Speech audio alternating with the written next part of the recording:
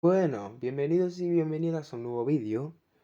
En esta ocasión nos va a tocar visitar la Feria de Noviembre de Vilanova, del 7 al 11 de noviembre, en la plaza del puerto de Vilanova y la Geltrú. Bueno, ahora sí, empezamos el vídeo, que aquí hay mucha cosita. Bueno, ¿cómo no íbamos a empezar? Perfectamente empezamos con mi saltamontes favorito, el Super Canguro Show. Y sobre todo el que va a mi pueblo, Santa Margarida y el Monjos. Y bueno, vamos a ver cómo se nos da en mi saltamontes favorito, el Super Canguro Show. ¡Opa!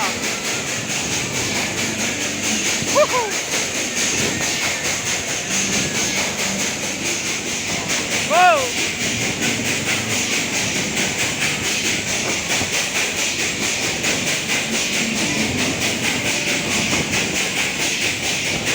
¡Venga! ¡Que esto se mueve!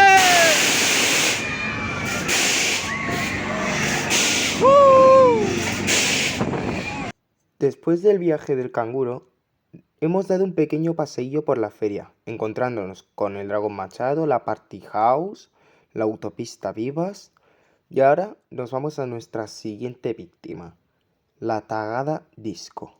Exactamente es la que está al lado de la Gran Noria Redolada. Ahora se viene.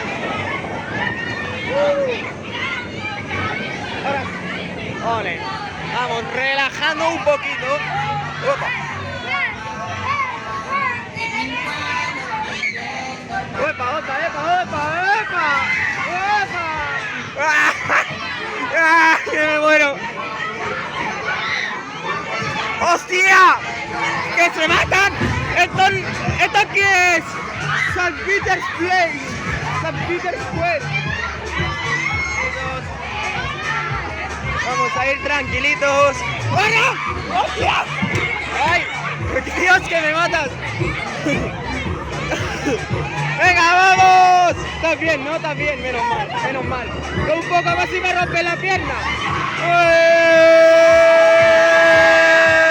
¡Manos arriba!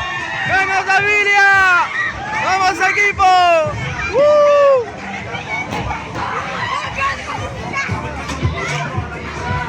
¡Turbo, turbo!